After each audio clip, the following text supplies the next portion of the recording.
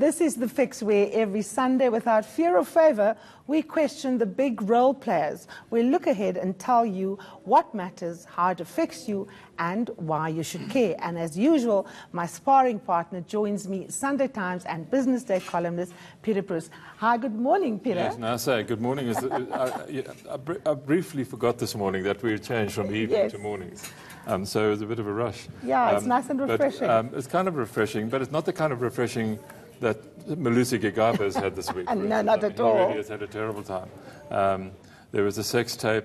There was the public protector saying that Cyril Ramaphosa, president, has to reprimand him for lying. And there was a constitutional court saying he couldn't appeal. He had no chance of success.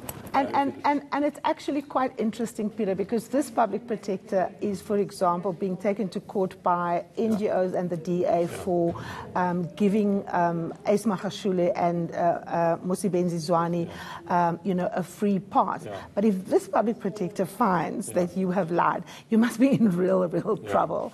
I mean, there's a lot of pressure on the president to actually axe him, or for him to fall on his sword. But by all accounts, it looks as if he's going to hold on for dear life.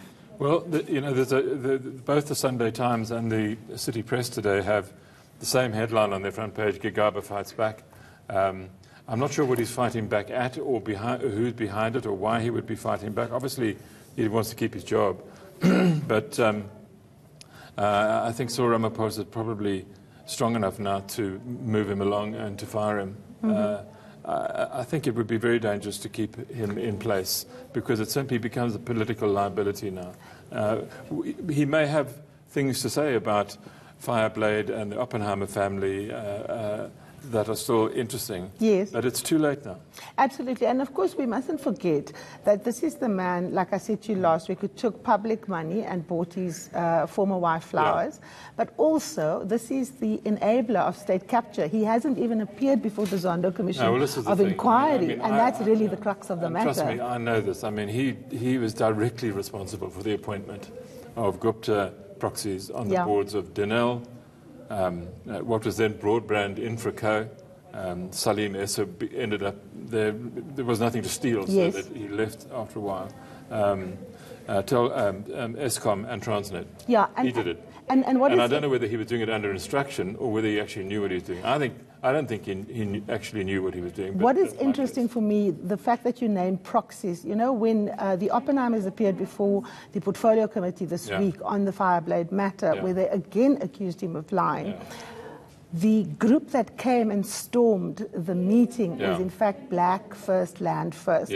This is the same hired guns from the Guptas. They come to the court case of Duduzane Zuma. They are the ones that align themselves with Jacob Zuma.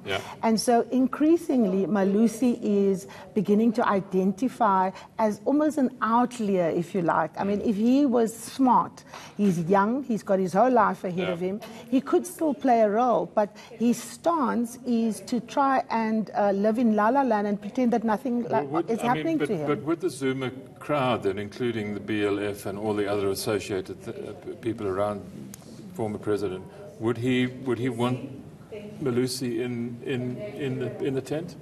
You know, I think what is interesting is that Malusi has always been regarded as what the Mbeki people called a Zuma sleeper, even if when he was in the Mbeki camp. And of course, we saw that video shortly after he was appointed when Pravin Gordhan was sacked, where he said, we must hold the line, the president, we have to defend the president, and so on. And then he tried to be smart, and he tried to kind of navigate his way, because he saw how the winds were blowing. And some people were saying perhaps they can work with him. Now that the rot is coming out, and it's an avalanche now, Peter, it's not dripping anymore. He is clearly not getting the right advice. What is interesting for me is that his spokesperson has changed. Maihlome Tshwete is no longer his spokesperson. And I think Malusi Gigaba is increasingly desperate. And my understanding is that yesterday's National Executive Committee meeting, President Zuma was there again, former President Zuma, and Malusi Gigaba, and behaving as if, there's absolutely no problem. But he's, of course, going to become a liability for President Cyril Ramaphosa. I think I really would be shocked if he keeps his job after the public protector's recommendation. I would be completely amazed. Absolutely. And of course, the other thing that the ANC National Executive Committee has also been talking about is, of course, the VBS scandal and the way it has implicated the African National Congress. And you have Zweli Mkhize saying, no, he didn't get 2 million from it. Yes. And the current treasurer of the ANC saying, actually, having had a look, there it is there. We did. In fact, what is really interesting is we interviewed Dr. Mkhize on the show, where we confronted him with the fact that the Limpopo people were trying to rally the top 6 behind them. Let's take a look at how he responded at the time, Peter. Unfortunately for me, I haven't really had any access to the document. But let me just say, firstly, the approach on this matter has been that the Reserve Bank is leading all of government and all of society in investigating this matter. They've put up a forensic process, and they've said to us, and which they've reported to government in general, and to the ANC, that look, they will find out who are liable for prosecution, and they will then take the matter up. They're working with the Hawks and so on. So as far as we're concerned, that issue is going on. Now, what is extraordinary for me, Peter, is that this is the minister that's meant to fix municipal government. We've got several municipalities that illegally banked with a mutual bank. This is the man that is supposed to fix it. Here he is denying everything. Last week we saw a series of WhatsApp messages that where he is discussed. And in fact, even the VBS directors say that he can't be trusted. He wants money, but he doesn't do what he says he's going to do. And then, of course, the bombshell, Paul Mashatile, current treasurer, going public on ENCA, saying that he, in fact, the party did receive that money. Yeah. Is it possible? I mean, is it possible that Zweli Mkhize didn't know about getting 2 million rand from somebody? I mean, how much does it cost to run the ANC? It must be an enormous amount of money. So I think we must work our way backwards. We must start at Nasrec. At Nasrec, the Treasury report said that the ANC was technically insolvent. It didn't have a cent. I think it has debts. I was told it had debts of about 250 million rand. Absolutely. And of course, the interesting thing here is how exactly party political funding works, because that is actually at the heart of capture, not just for the ANC, but for all the political parties. So I think the fact that you have a member of the top 6 and a member of the cabinet openly disagreeing about what the ANC received is actually problematic. And of course, that money was received when Zweli Mkhize was actually still in charge of managing the ANC's books. I know that Paul Mashatile spoke to our reporters, and I'm not sure if the bite is here, but if it is, it would be great to hear him admit, of course, that the ANC did give that, did receive that donation. Do we have a clip?